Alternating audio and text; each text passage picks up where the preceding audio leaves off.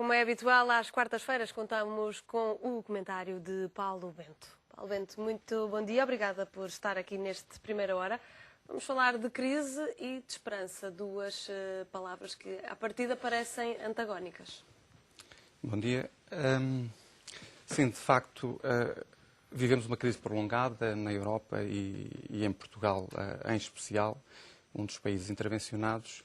E aquilo que se ouve dizer na rua é que, de facto, as pessoas perderam a esperança. Perderam a esperança no emprego, perderam a esperança, curiosamente, se calhar perderam a esperança nas relações. Curiosamente, parece estar a travar os divórcios. Portanto, a crise económica, o que é curioso, não é? É paradoxal. A relação está pior, mas as pessoas não acabam com a relação. Sai caro divorciar-se. Depois sai caro e as pessoas não têm capacidade financeira para continuar sozinhas e, portanto, isto condiciona-nos e condiciona-nos e muito. Condiciona as pessoas, condiciona as organizações. Esta falta de esperança resulta um bocadinho de alguma forma, e este se calhar é o segredo do sucesso do capitalismo, conseguiu-se transformar o consumo numa religião. As catedrais hoje são os centros comerciais, são os hipermercados, são os grandes salões de exposições.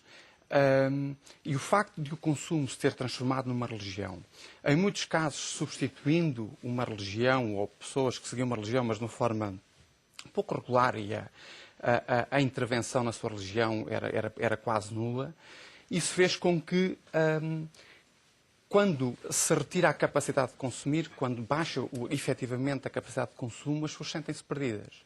Porque elas viviam para isso. Isto tem que ver com alguma também manipulação mediática, com alguma cultura visual que nós temos e, de alguma forma, as pessoas vivem para ter. E quando nós não as deixamos ter, ou as obrigamos a ter, lhes limitamos o ter, e se quiserem fazemos um downgrade e baixamos bastante o ter, as pessoas de facto sentem-se perdidas, baixam a cabeça, baixam os braços. Não é por acaso que estão a aumentar os números de suicídios, é típico nas crises, mas em particular nestas últimas crises, porque são crises que colocam em causa o ter e que colocam em causa o consumo e as pessoas sentem-se de facto perdidas. Resulta também numa espécie de crise de identidade por parte das pessoas? De facto, é mais fácil viver a acreditar num Deus ou ter... É muito difícil viver se nós não acreditarmos em algo. E o problema é que quando aquilo em que nós acreditamos tem que ver com o ter, tudo passa pelo ter. Depois há duas abordagens. Uma, no passado ia-se à bruxa ou uma cartomante, isso era uma forma de ajudar a resolver o problema, quando as coisas corriam mal. Neste momento podemos usar blogs, ir a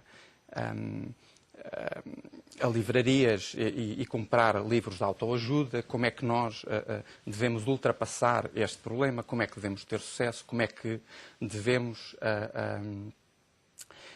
focalizar-nos naquilo que queremos ser, ou naquilo que deveríamos ser, ou naquilo que aspiramos ser. E hoje trouxe um livro, este é este tipo de livro. Este é o tipo de livro que ajuda muito pouco. Aliás, começa a haver estudos exatamente a dizer do perigo que podem ser estes livros. São best-sellers, vendem imenso, mas são livros perigosos. E são livros que, de alguma forma, se aproveitam da fraqueza das pessoas e aproveitam de momentos menos bons. Essa é uma via. Mas há outras vias para seguir, e isso eu tenho aqui três livros. Este é escrito por um prémio Nobel e que diz como é que nós medimos mal as nossas vidas. É sobre isso que fala, é um prémio Nobel da Economia. Mas depois temos aqui outro que é sobre como é que nós devemos medir a nossa vida. E que é escrito por a pessoa viva que mais sabe de inovação. Inovação em vários campos, e então ele propõe uma forma inovadora de nós medirmos a nossa vida e de a abordarmos. Mas este não é um problema novo. Eu diria que é tão velho como a humanidade. E se nós recuarmos ao século XX, tenho aqui outro que é a arte de ser, e que é de um dos maiores pensadores do século XX, e onde ele explica, um estudioso, estamos a falar sempre de académicos, porque é que nós devemos, de alguma forma, centrar-nos no ser em detrimento do ter. embora todos eles reconhecem que é importante ter, que é fundamental ter. Nós não vivemos do ar, não é? Nós temos que ter um emprego, temos que ter uma forma de subsistência, ou então encostamos-nos ao Estado, que é outra abordagem. Mas, dar primazia à parte de ser. Exatamente, dar primazia à parte de ser, porque isso é algo que ninguém nos pode tirar. Não há ninguém. Nós podemos estar no limite a ir para a Câmara da Morte, num campo de concentração, isso ninguém nos pode tirar. Podem-nos tirar a vida, mas enquanto vivermos aquilo que nós somos, não é possível tirar. Aquilo que temos, as nossas posses, por um lado são temporárias e flutuam, isso podem tirar-nos. Se for uma empresa, ela pode ser nacionalizada. Há várias formas, não é? Legais ou ilegais. Há que mudar o paradigma e a forma de pensar dos portugueses e das pessoas em geral. Sim, de facto, porque nós, o ser humano, valoriza aquilo que mede. Se nós estamos a medir as coisas de forma errada, bom, então aí nós temos um problema. Eu diria que o comum nestes três autores, que são estudiosos, e um deles, repito, Prémio Nobel, eles dizem que a vida tem muito que ver, o centro com a nossa existência, para isto valer de facto a pena, não é transformar-nos em máquinas de consumo, é termos de facto uma vida digna, uma existência que de alguma forma nos preencha, e isso tem que ver com felicidade. E é estranho, e por isso eu fiz questão de trazer estes livros. Isto não é uma abordagem diferente, é isso que este autor diz, nós devemos ter uma abordagem diferente à vida, com base em décadas de estudos, é possível e devemos fazê-lo, e isso ajuda bastante. E vou dar-lhe 2 ou 3 exemplos. Rapidamente, porque temos de terminar. Muito rápido. A família e os amigos. Nós damos muito pouca importância à família e aos amigos. Que são um pilar fundamental na nossa vida. E porquê? Porque a família e os amigos normalmente exigem muito pouco tempo de nós. E, portanto, nós temos outras atividades, o emprego ou outras distrações lá fora. E, portanto, nós, com frequência, porque eles normalmente não reclamam, e quando reclamam já é demasiado tarde, nós centramos-nos naquilo que está lá fora e não nos centramos naquilo que é importante para nós. Também em termos de profissão, há muito poucas pessoas que tenham coragem para, de facto, perseguir aquilo que as realiza.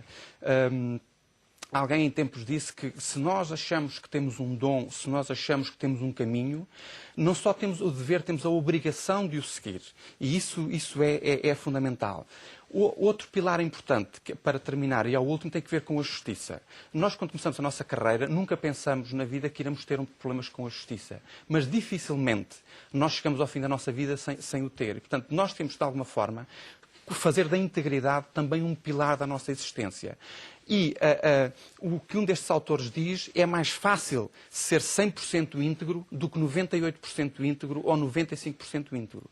E nós começamos com pequenas coisas a pôr em causa a nossa integridade e quando damos conta acontece-nos como ao Madoff e estamos na cadeia. E, portanto, de alguma forma, isto são propostas que eu acho que é interessante, uma abordagem diferente à vida, que não tem que ver, se quiser, com a religião convencional, nem com a religião do consumo, mas é uma abordagem que passa pela nossa existência e por nós vivermos com mais dignidade e com mais alegria. Paulo Bento, muito obrigada pelo seu comentário aqui neste Primeira Hora. Até para a semana. Até para a semana. Fazemos agora aqui um curto intervalo. Voltamos já a seguir. Até já.